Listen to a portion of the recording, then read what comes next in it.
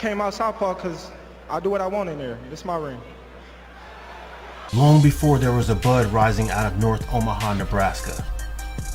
Before he became the WBC and WBO super lightweight and lineal champion.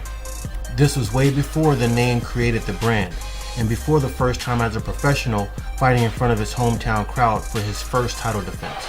Indicates that. Good shot. Hard counter shot by Terence Crawford. Down goes Gamboa. Tremendous right hand shot as Gamboa was coming in.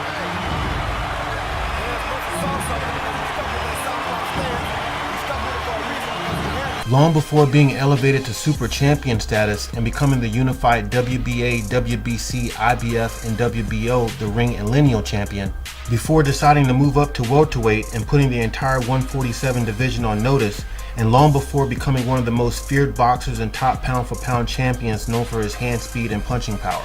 Terence Crawford was born on September 28, 1987 in Omaha, Nebraska.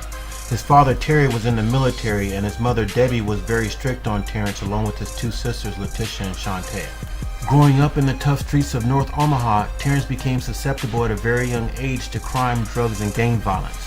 As generally is the case in most inner cities of America, Terence had to overcome the challenges and obstacles that are products of poverty, joblessness, and crime. Violent, poor, and drug-riddled, a number of blocks on the north side helped the city become known as Omaha, Nebraska. Back in the days, nigga. Yeah. Man, you better wear your vest. You still wouldn't need to wear your vest right now, nigga, because it's all, man, it's real around the field. Back then, though, bro. Shit, it's been good. Yeah, at one point in time, it was sweet. Nigga, but you know what I mean? Nigga, you still, this Omaha the blast. Rest in peace. North Omaha is most notorious for gang violence. Home to just over 40,000 people and an estimated 29 different gang cliques clustered within the small segment of the city. North Omaha is a prime example of Americans living in the midst of the nation's urban gun violence epidemic. Young Bud was constantly fighting kids within the community and inner city neighborhoods. In spite of that, a young Terence began to involve himself in programs such as the North Omaha Bears and the CW Boxing Club, where his father, grandfather, and uncle trained before him. It was Carl Washington who convinced Terence at 7 years old to pursue boxing. It was Carl Washington. Started the boxing club in 1978. The club started in the basement of my home. Started when I seen a couple of kids fighting outside. I told them if they wanted to fight, come back again, and you know, maybe tomorrow when you're not so hostile, then maybe I can put some gloves on you and show you how to really box. So they came back the next day. I put some gloves on them. They looked pretty good. And I decided to work with them. So after I worked with them, there was a smoker coming up. It was a junior smoker at the National Guard Armory on Mercy Road. I took two of those kids to the smoker, and they won trophies.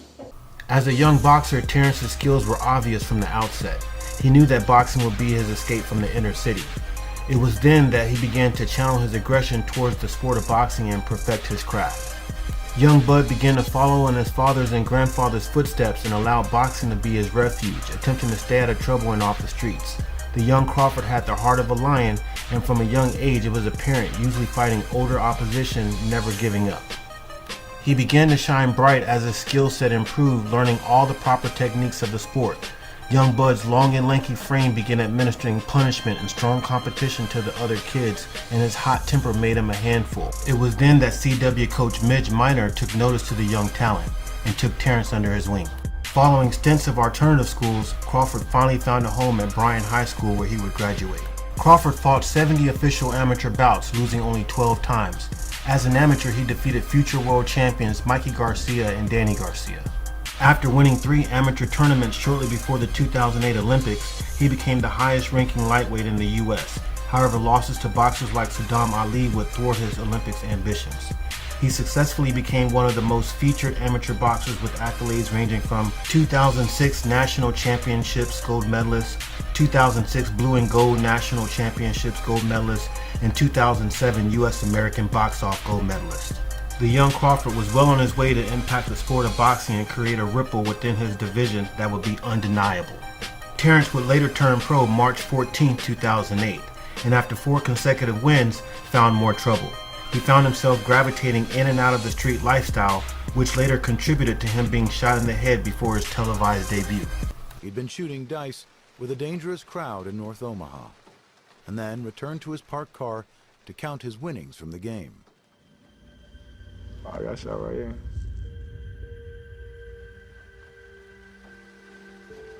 I got hit with the first shot and I was just like, damn. I was like, man, I'm shot.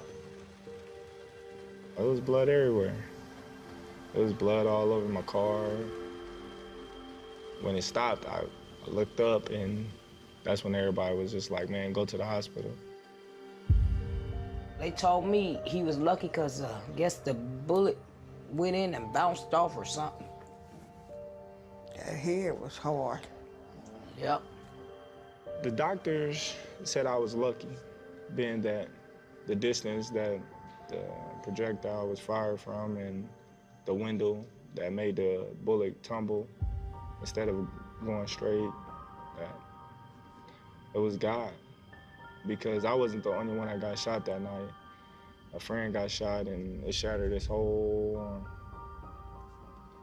And I just got lucky. After the close encounter that could have ended his career and life, Terence now appreciates every living moment and doesn't take anything for granted.